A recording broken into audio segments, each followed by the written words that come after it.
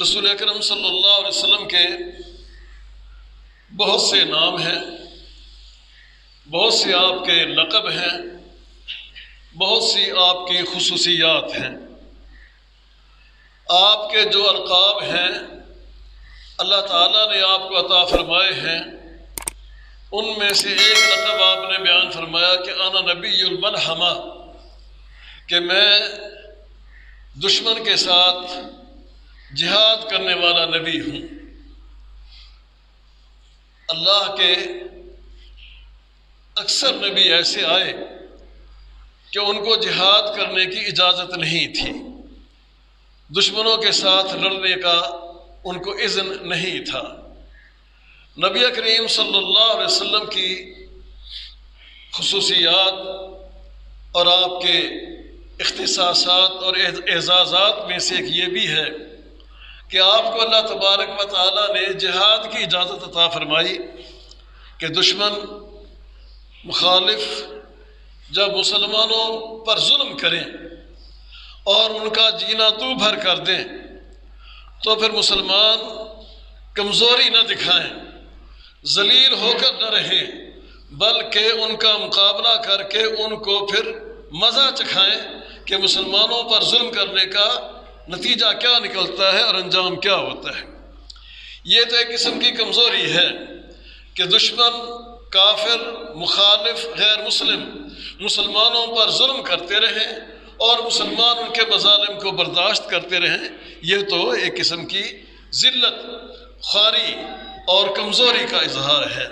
اسلام دنیا میں غالب ہونے کے لیے آیا ہے اور اسلام کے غلبے کے لیے ضروری ہے کہ مسلمان اسلام کی خاطر، اپنے ذاتی مقاصد کے لیے نہیں، اسلام کی خاطر اور دین کی سربلندی کے لیے کفار کا، دشمن کا مقابلہ کریں اور کفر کا قلع قمع کر کے ثابت کر دیں کہ اللہ کے شیر جب میدان میں نکلتے ہیں پھر کفار دم دبا کر بھاگ جاتے ہیں۔ رسول اکرم صلی اللہ علیہ وسلم نے کفار کے ساتھ بہت سے موقعوں پر جہاد کیا، لڑائیاں کی۔ انہیں عام طور پر غزوہ کہا جاتا ہے اور ہمارے ہاں یہ سمجھا جاتا ہے کہ غزوہ ایسی لڑائی کو کہتے ہیں جس لڑائی میں اللہ کے نبی صلی اللہ علیہ وسلم شریک ہوئے ہوں۔ کسی حد تک یہ بات درست ہے لیکن مکمل طور پر درست نہیں۔ غزوہ صرف لڑائی کو کہتے ہیں، خواہ اس میں اللہ کے نبی صلی اللہ علیہ وسلم شامل ہوئے ہوں یا نہ شامل ہوئے ہوں۔ یہ ہمارے کم علم جو ہے نا اردو دان لوگ اور سکولوں کی، کالجوں کی، یونیورسٹیوں کی کتابیں لکھنے والے بے علم جن علم نہیں ہے، انہوں نے لکھ دیا کہ ایسی لڑائی جس میں اللہ کے نبی صلی اللہ علیہ وسلم شامل ہوئے ہوں، شریک ہوئے ہوں، اس کو غزوہ کہتے ہیں۔ میں نے عرض کیا کسی حد تک یہ بات درست ہے، لیکن بہت سی لڑائیاں ایسی بھی ہیں جن میں اللہ کے نبی صلی اللہ علیہ وسلم شریک نہیں ہوئے لیکن ان کو بھی غزوہ کہا جاتا ہے۔ مثلا نبی کریم صلی اللہ علیہ وسلم کی زندگی میں غزوہ ہوا جس میں کو غزوہ موتا کہا جاتا ہے، موتا بھی پڑھتے ہیں، موتا بھی کہتے ہیں۔ غزوہ موتا یا موتا، اس میں رسول اکرم صلی اللہ علیہ وسلم نے صحابہ کرام کا ایک لشکر بھیجا تھا دشمن کے مقابلے کے لیے، خود اس میں آپ تشریف نہیں لے گئے تھے۔ حدیث کی ساری کتابوں میں، سیرت اور تاریخ کی ساری کتابوں میں لکھا جاتا ہے کہ وہ غزوہ موتا تھا، حالانکہ اللہ کے نبی صلی اللہ علیہ وسلم اس میں شامل نہیں ہوئے تھے۔ تو معلوم ہوا کہ غزوہ کے لیے ضروری نہیں کہ اللہ کے نبی صلی اللہ علیہ وسلم کی شرکت ہوئی ہو۔ غزوہ بہرحال جنگ کو کہتے ہیں، لڑائی کو کہتے ہیں اور قتال کو کہتے ہیں۔ اور آج بھی ہمارے ہاں ایک لفظ بولا جاتا ہے اور ہمیں پڑھایا بتایا جاتا ہے کہ دشمن سے مقابلے میں جو آدمی مارا جائے وہ شہید ہے۔ کفار کے ساتھ مقابلے میں جو آدمی مارا جائے وہ شہید ہوتا ہے، اور جو آدمی زندہ بچ کر واپس آ جائے اسے غازی کہتے ہیں، اور غازی بھی تو غزوہ کرنے والے کو کہا جاتا ہے۔ تو آج کی لڑائیوں میں کہاں اللہ کے نبی صلی اللہ علیہ وسلم شریک ہوتے ہیں لیکن پھر بھی انہیں غازی کہا جاتا ہے۔ تو بہرحال نبی کریم صلی اللہ علیہ وسلم کے اعزازات اور اختصاصات میں سے ایک خصوصیت یہ بھی ہے کہ آپ نبی الملحمہ ہیں، دشمن کے ساتھ، اسلام کے مخالفین کے ساتھ جہاد کرنے والے ہیں۔ اور ہم جانتے ہیں کہ رسول اکرم صلی اللہ علیہ وسلم کی زندگی میں مسلمانوں اور کفار کے درمیان جو سب سے پہلا غزوہ، سب سے پہلی جنگ اور سب سے پہلی لڑائی ہوئی، اسے غزوہ بدر کہا جاتا ہے۔ سکول والوں نے ہمارا ذہن ایسا بنا دیا کہ غزوہ بدر کے جو سبب لکھتے ہیں وہ بھی غلط لکھتے ہیں۔ انہوں نے لکھا، ہم نے کتابوں میں پڑھا، یقیناً آپ لوگوں نے بھی پڑھا، وہ لکھتے ہیں جی غزوہ بدر کیوں ہوا کہ کفار کا ایک تجارتی قافلہ جا رہا تھا، مسلمانوں نے اس کے اوپر حملہ کر دیا اور پھر لڑائی ہو گئی۔ اس کا مطلب تو یہ بنتا ہے کہ مسلمان خواہ خواہ جانے والوں کو چھیڑتے تھے، زیادتی کرتے تھے۔ ایک قافلہ ان کا جا رہا ہے، جائے، مسلمانوں نے اس کا راستہ کیوں روکا اور ان کے ساتھ لڑائی کیوں کی؟ سوال پیدا ہوتا ہے، ذہن میں آتا ہے۔ سکول کی کتابوں میں 5ویں 6ٹھی کی جماعت سے لے کر FA BA MA تک اور MPhil تک اور PhD تک کی جو تاریخ اور سیرت کی کتابیں، ان میں یہی بات لکھی ہوتی ہے۔ لیکن اس کی ذرا تفصیل اس لیے بھی بیان کرنا ضروری ہے کہ آج الحمدللہ ماہ رمضان کی 16 تاریخ ہے، 16واں روزہ ہے۔ یہ جنگ اور لڑائی رمضان کے مہینے میں ہوئی تھی، 17 رمضان کو، ماہ رمضان کی 17 تاریخ تھی، یعنی کل والا دن جو آنے والا ہے۔ غزوہ بدر ہوا، مسلمانوں اور کفار کے درمیان لڑائی ہوئی، لیکن اس کے بہت سارے اسباب تھے۔ یوں خواہ مخواہ کوئی چھوٹی سی بات ہو تو لڑائی نہیں ہو جایا کرتی، کئی اسباب جمع ہوتے ہیں، ان اسباب کی وجہ سے لڑائیاں ہوتی ہیں۔ تو آج کے خطبے میں ہم ذرا ان اسباب کا جائزہ لے کر آپ حضرات کو بتلائیں گے کہ جنگ بدر کے، غزوہ بدر کے اسباب کیا تھے اور وجوہات کیا تھی، یہ لڑائی ہوئی کیوں تھی۔ پہلی بات تو یہ ہے، سب جانتے ہیں کہ مسلمان مکہ مکرمہ میں رہتے تھے، انہوں نے اللہ کا دین قبول کیا، توحید قبول کی، نبی کریم صلی اللہ علیہ وسلم پر لوگ ایمان لائے، تو مکہ کے کفار مسلمانوں پر ظلم ڈھانے لگے کہ یہ لوگ مسلمان کیوں ہوئے ہیں، مسلمان کیوں ہو رہے ہیں، کلمہ کیوں پڑھ رہے ہیں، ایک اللہ کا نام کیوں لیتے ہیں، ہم تو 360 بت بیت اللہ کے اندر ہم نے رکھے ہوئے ہیں، فلاں کام کرنے کے لیے اس کے پاس جاتے ہیں، فلاں کام کرنے کے لیے اس کے پاس جاتے ہیں، لات ہے، حبل ہے، منات ہے، عزا ہے، شعرا ہے، اور اس قسم کے 360 بلکہ اس سے بھی زیادہ ان لوگوں نے بت بنائے ہوئے تھے۔ ان کو یہ پریشانی تھی، انہوں نے یہ 360 اور یہ ہزاروں جو بت ہیں ان کو چھوڑ کر ایک اللہ کا نام لینا کیوں شروع کر دیا ہے۔ محمد صلی اللہ علیہ وسلم کو انہوں نے اپنا نبی، اپنا رہبر، اپنا رہنما، اپنا رسول اور اپنا لیڈر اور قائد کیوں تسلیم کیا ہے؟ ان کو یہ پریشانی تھی اور مسلمانوں پر ظلم ڈھائے جاتے تھے۔ اس کی مثال ہم ذکر بھی کرتے رہتے ہیں، پڑھتے بھی ہیں، جانتے بھی ہیں کہ بلال رضی اللہ تعالیٰ عنہ نے اسلام قبول کیا تھا، ان کو مکہ کی گلیوں میں گھسیٹا جاتا تھا کہ کلمہ چھوڑ دو، اسلام چھوڑ دو، آگ کے انگاروں پر انہیں لٹایا جاتا تھا۔ باقی صحابہ کے ساتھ بھی ظلم ہوتا تھا، وہ ایک الگ موضوع ہے۔ بہرحال مسلمانوں پر مکے میں ظلم ڈھائے جاتے تھے اور اللہ کی طرف سے ابھی مقابلہ کرنے کی اجازت نہیں تھی۔ 13 سال مسلمانوں نے ان کی تکلیفیں برداشت کی، 13 سال، 13 دن نہیں، 13 ہفتے یا 13 مہینے نہیں۔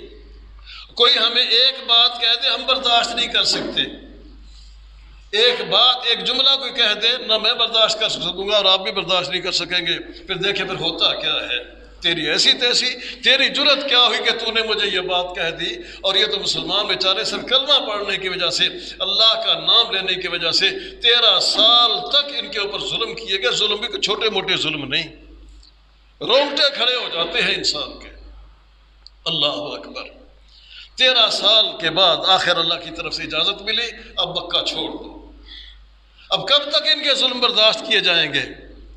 اللہ نے حالات ایسے پیدا کر دیے کہ نبی کریم صلی اللہ علیہ وسلم نے اور مسلمانوں نے مکہ چھوڑ کر مدینہ کی راہ لی اور مدینہ کی طرف چلے گئے، ہجرت کی۔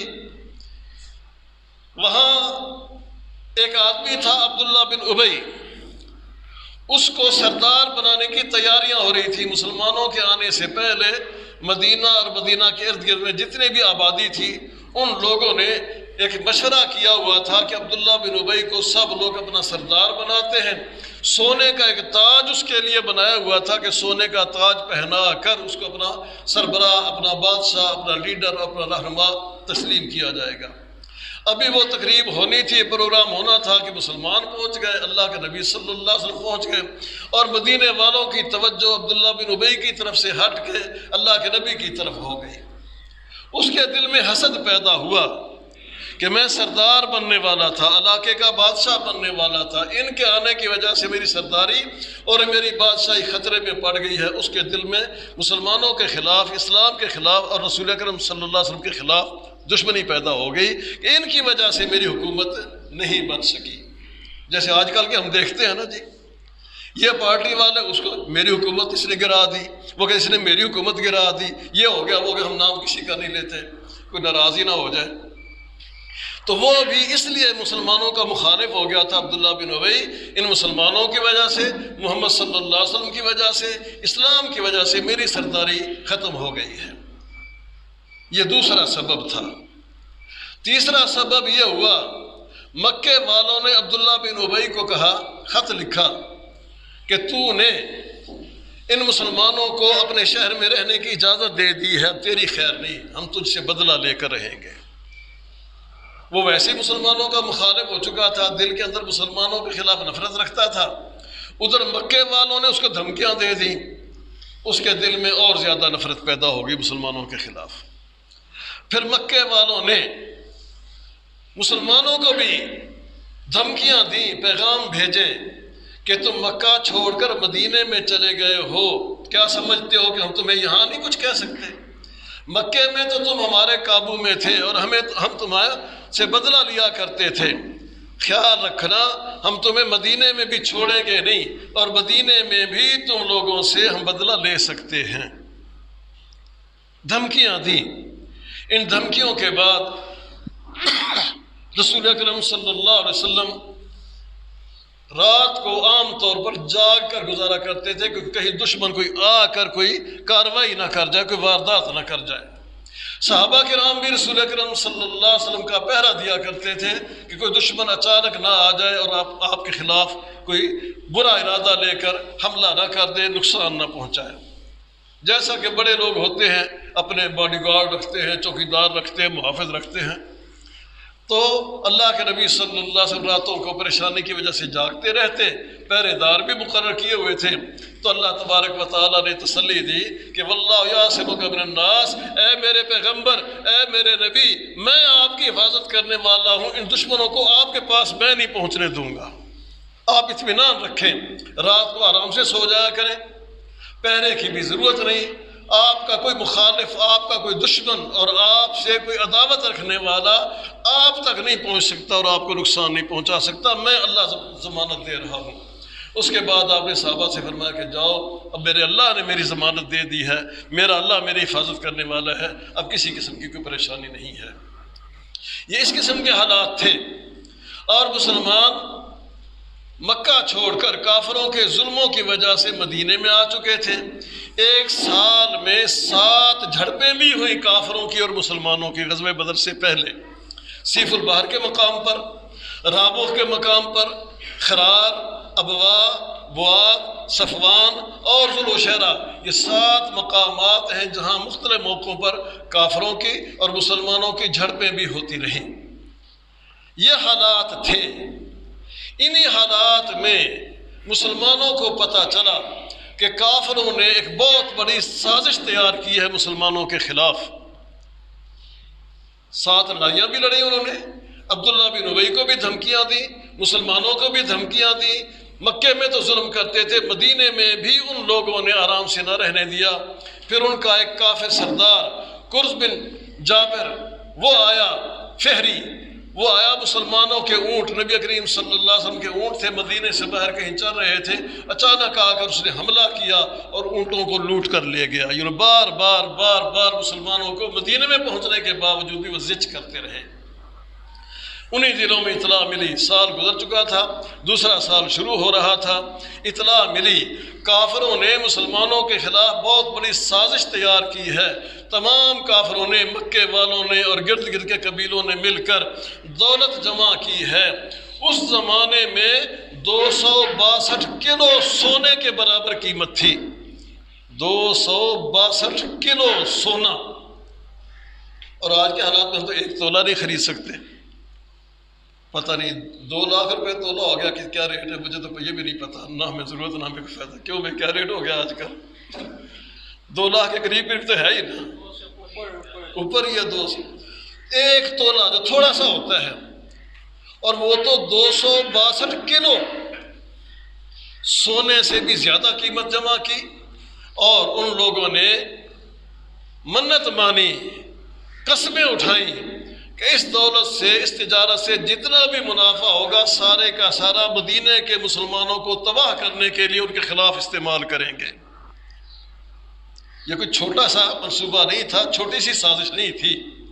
اس زمانے میں بھی کروڑوں کما کر انہوں نے مسلمانوں کے خلاف استعمال کرنے تھے۔ مسلمانوں نے سوچا اچھا یہ تو پھر اتنے کمزور ہم بھی نہیں ہیں کہ وہ ہمارے خلاف اتنی بڑی سازش کرے اور پروگرام بنائے۔ تو رسول اکرم صلی اللہ علیہ وسلم نے کچھ آدمی بھیجے، تو وہ لوگ شام کی طرف نکل گئے۔ مسلمانوں نے اب تاڑ رکھی کہ یہ قافلہ کب واپس آتا ہے، تو اطلاع مل گئی۔ اللہ کے نبی صلی اللہ علیہ وسلم کے جو جاسوس تھے علاقے میں گھومتے رہتے تھے، اطلاع مل گئی کہ وہ قافلہ فلاں دن واپس آ رہا ہے، شام سے واپس چل پڑا ہے، اور فلاں دنوں میں وہ مدینے کے قریب سے گزرے گا۔ نبی کریم صلی اللہ علیہ وسلم نے بھی مسلمانوں کو تیار کیا کہ نکلو، اب اس قافلے سے ہم نے بدلہ لینا ہے، تاکہ جو دولت، جو پیسہ، وہ جو سرمایہ لے کر ہمارے خلاف استعمال کرنا چاہتے ہیں اس کو اب لوٹ لیا جائے۔ اور یہ ہر قوم کا حق ہے، ہر ملک والوں کا حق ہے کہ دشمن اگر ہمارے خلاف کی سازش کرتا ہے اس سے بدلہ لینے اور اس کو لوٹنے اور اس پر حملہ کرنے کی ہر قوم اور ہر معاشرہ اجازت دیتا ہے۔ نبی کریم صلی اللہ علیہ وسلم نے مسلمانوں کو تیار کیا، مدینے سے روانہ ہو گئے۔ قافلے والوں کو بھی پتہ چل گیا، اتنے بے وقوف تو وہ بھی نہیں تھے، ابو سفیان تھا، اور ان کو بھی پتا تھا کہ اتنی دولت لے کر ہم جا رہے ہیں، اتنا بڑا قافلہ لے کر جا رہے ہیں، اور مدینے کے پاس سے گزرنا ہے۔ ہو سکتا ہے کہ مدینے والے جن کو ہم نے اتنا تنگ کیا، مکے میں بھی 13 سال تنگ کیا، مدینے میں بھی پہنچنے کے بعد ہم نے ان کو پریشان کیا، ہو سکتا ہے یہ ہمیں لوٹ نہ لیں، ہمارے اوپر حملہ نہ کر دیں۔ ابو سفیان نے مکے والوں کو پیغام بھیجا کہ اگر تم نے اپنا یہ پیسہ بچانا ہے تو آؤ ہماری مدد کے لیے، یہ مسلمان ہمارے خلاف تیاریاں کر رہے ہیں۔ اللہ کے نبی صلی اللہ علیہ وسلم بھی نکلے، لیکن وہ ابو سفیان سیانہ تھا، ہوشیار تھا، تو وہ راستہ تبدیل کر کے کسی طریقے سے مکے کی طرف پہنچ گیا، اور مکے سے 1300 آدمی مسلمانوں کے مقابلے کے لیے روانہ ہو گئے۔ وہ قافلہ جب مکے پہنچ گیا، اس نے پیغام بھیجا کہ ہم بچ گئے ہیں، لڑائی نہیں ہوئی ہے، مسلمان کامیاب نہیں ہو سکے ہیں، ہمارا قافلہ صحیح سالم مکے پہنچ گیا، تم بھی واپس آ جاؤ۔ ابو جہل اور اس کے ساتھی کہنے لگے اب ہم گھر سے چل چکے ہیں، اب ہم واپس نہیں جاتے، اب ہم مسلمانوں کے ساتھ لڑائی کر کے رہیں گے۔ چنانچہ وہ لوگ وہاں سے چلے، بدر کے قریب پہنچے، ادھر سے مسلمان بھی بدر کے قریب پہنچے۔ حالات سے پتہ چلا، جاسوسوں نے بتایا کہ 1000 کے قریب کافر آ چکے ہیں اور مسلمانوں کے ساتھ لڑنے کے لیے تیار ہیں۔ نبی کریم صلی اللہ علیہ وسلم صحابہ سے مشورہ لیا، اے میرے صحابہ بتاؤ اب کیا خیال ہے؟ لڑائی کے لیے میدان گرم ہو چکا ہے، حالات سازگار ہو چکے ہیں، کیا لڑائی کرو گے؟ مہاجرین نے کہا یا رسول اللہ صلی اللہ علیہ وسلم، ہم نے آپ کی خاطر اپنی بیویوں کی قربانیاں دیں، بچوں کی قربانیاں دیں، مال قربان کیے، اور ہم نے اپنا علاقہ چھوڑ دیا، آج ہم پیچھے نہیں ہٹیں گے، آج بھی ہم آپ کے ساتھ ہیں۔ مقداد بن اسود ایک صحابی ہیں، ان سے بھی نبی کریم صلی اللہ علیہ وسلم پوچھا، وہ کہنے لگے یا رسول اللہ صلی اللہ علیہ وسلم، ہم موسیٰ والے ساتھی نہیں ہیں کہ موسیٰ علیہ السلام نے اپنے ساتھیوں سے کہا تھا اس شہر میں داخل ہو جاؤ، یہ شہر فتح ہو جائے گا، لیکن ان کے ساتھی ایسے نالائق نکلے، کہنے لگے موسیٰ تم جاؤ، تمہارا رب جائے، تم جا کے لڑو، ہمیں کیوں مرواتے ہو؟ تم جا کے تم بھی جاؤ، تمہارا رب بھی جائے، مقابلہ کرو، فتح ہو جائے گا شہر تو ہم بھی آ جائیں گے۔ اس سے پہلے ہم نہیں آتے۔ مقداد کہنے لگے یا رسول اللہ صلی اللہ علیہ وسلم، ہم موسیٰ کے ساتھیوں جیسے نہیں ہیں، جیسے انہوں نے کہا تھا کہ تم اور تمہارا رب جا کے لڑو، ہم میدان میں آپ کے ساتھ ہیں۔ نبی کریم صلی اللہ علیہ وسلم پھر تیسری مرتبہ پھر پوچھا، اے میرے صحابہ کیا خیال ہے، لڑو گے؟ انصاری صحابی کھڑے ہوئے کہنے لگے، اللہ کے نبی صلی اللہ علیہ وسلم، ہم نے پورے عرب کی مخالفت بول لی ہے، آپ کو مکے سے مدینے آنے کی دعوت دی اور آپ ہمارے پاس آ گئے ہیں، ہم جس طرح اپنے بیوی اور بچوں اور اپنے مالوں کی حفاظت کرتے ہیں، آپ کی اور مسلمانوں کی اسی طرح حفاظت کریں گے، آپ چلیں، ہم آپ کے ساتھ ہیں انشاءاللہ۔ تو مہاجرین اور انصار کا یہ قافلہ چل پڑا، اللہ کے نبی صلی اللہ علیہ وسلم بدر کے قریب پہنچ گئے۔ لڑائی کے حالات تو بن رہے تھے، تیار ہو رہے تھے۔ اس موقع پر ایک جگہ رکے، نبی کریم صلی اللہ علیہ وسلم اور ابو بکر صدیق اب حالات کا جائزہ لینے کے لیے نکلے، پتہ کرنا چاہیے کہ پوزیشن کیا ہے اور حالات کیا ہیں۔ ایک بوڑھا آدمی ملا، اللہ کے نبی صلی اللہ علیہ وسلم پوچھا کہ بھئی سناؤ لڑائی کا کیا حال ہے، سنا ہے کہ مکے والے اور مدینے والے کوئی لڑنے کی تیاریاں کر رہے ہیں، کوئی تمہیں خبر ہے؟ وہ بھی کوئی ہوشیار تھا کہ تم بتاؤ تم کون ہو، کیوں پوچھ رہے ہو مجھ سے؟ نبی کریم صلی اللہ علیہ وسلم فرمایا تم بتاؤ ہم بھی تمہیں بتا دیں گے۔ تو اس نے بتایا کہ میرے علم کے مطابق فلاں دن مکے سے ان کا قافلہ چلا تھا، اگر یہ خبر درست ہو آج وہ فلاں جگہ پہنچ چکے ہوں گے۔ میں نے سنا ہے فلاں دن مکے والے کافر جو ہیں قریش مکہ فلاں دن چلے تھے لشکر لے کر، اگر یہ خبر میری درست ہو آج فلاں جگہ پہنچ چکے ہوں گے۔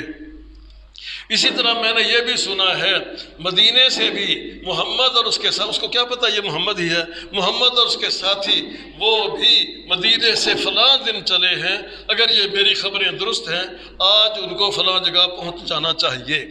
اور اس کے دونوں اندازے درست تھے۔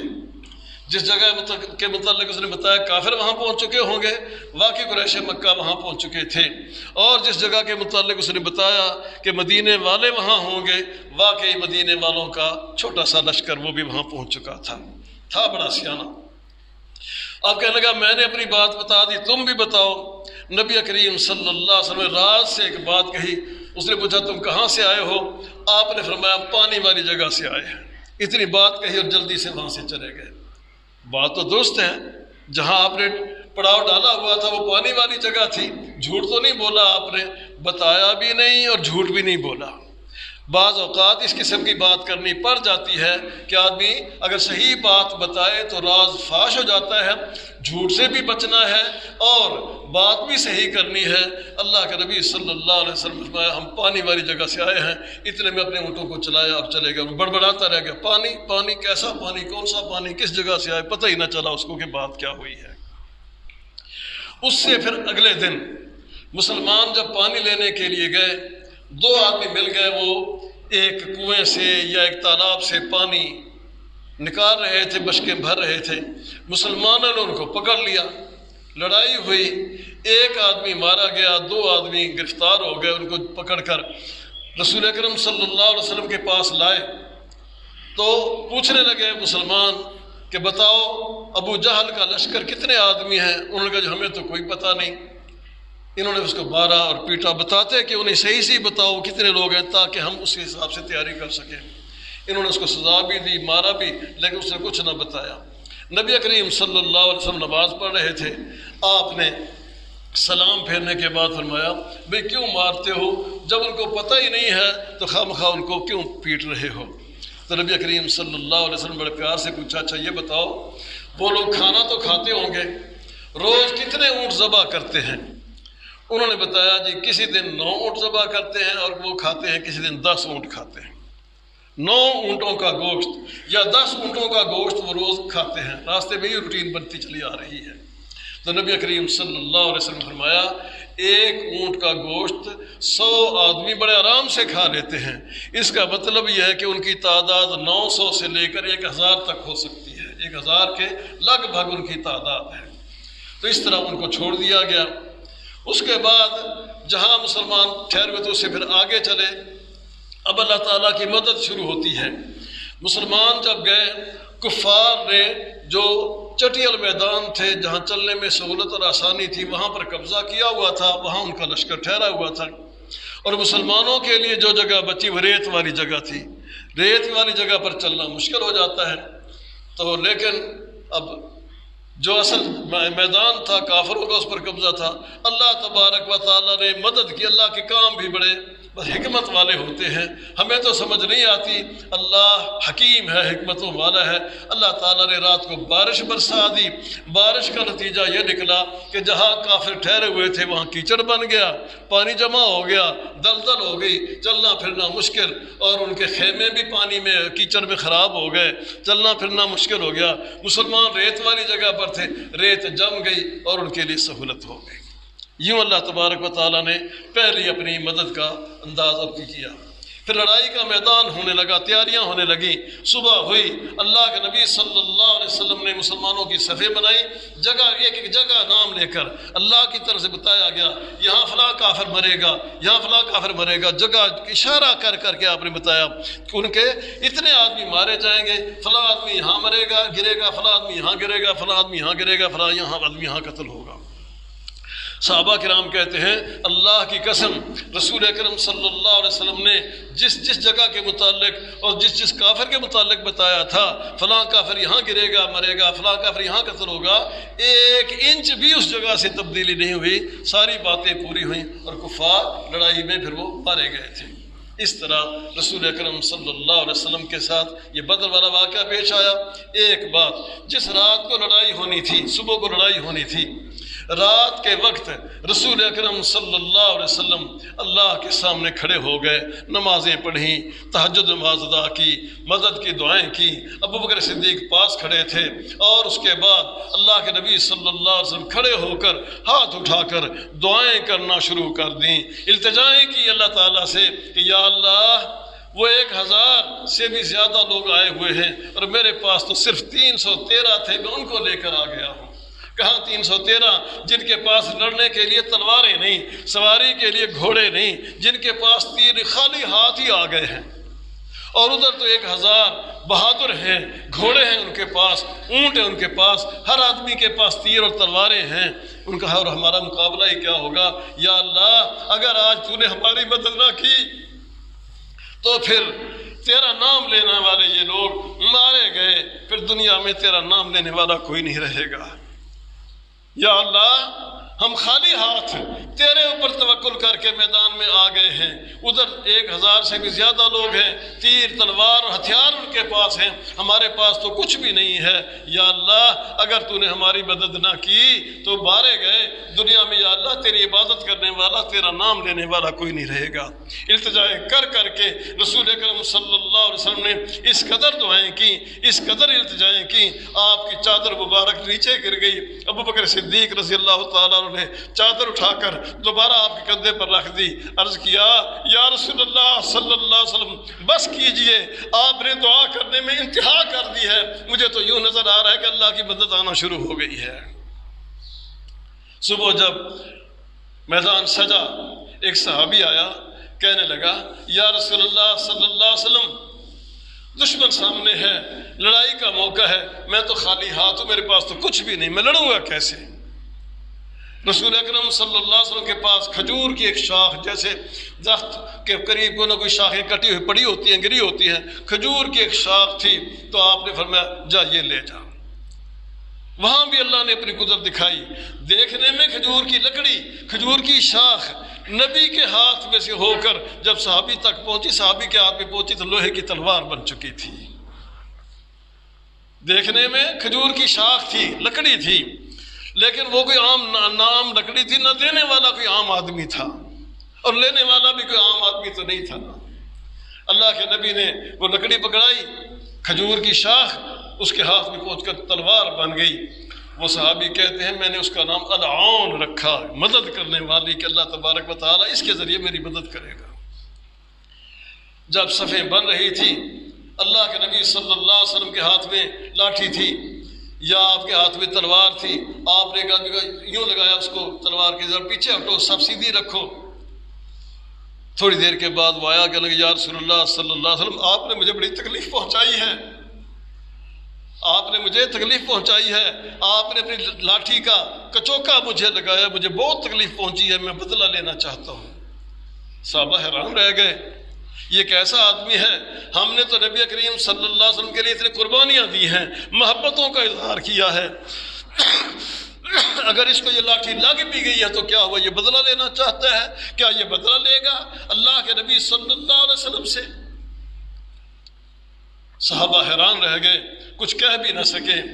اللہ کے نبی صلی اللہ علیہ وسلم نے کچھ نہ کہا، آپ نے یہ لے لو لاٹھی اور مجھ سے بدلہ لے لو، اگر میری لاٹھی لگنے سے تمہیں تکلیف پہنچی ہے بدلہ لے لو، میں بدلہ دینے کے لیے تیار ہوں۔ کیا آج کا کوئی لیڈر، کیا آج کا کوئی سردار، کیا آج کا کوئی وزیر اور صدر اور وزیر اعظم اور کوئی بھی شخص، آپ اور میں بھی ہوں، کیا اتنی جرت کرے گا کسی کو کہے گا آپ مجھ سے بدلہ لے لیں؟ میرا تو خیال ہے کوئی بھی نہیں کہے گا۔ اتنا کہ یار معاف کر دے، ہو گیا، میں نے جان بوجھ کے نہیں کیا، یہ ہے وہ، اس قسم کی باتیں کرے گا۔ لیکن کائنات کا سردار کہہ رہے ہیں یہ لو لاٹھی، بدلہ لے لو مجھ سے۔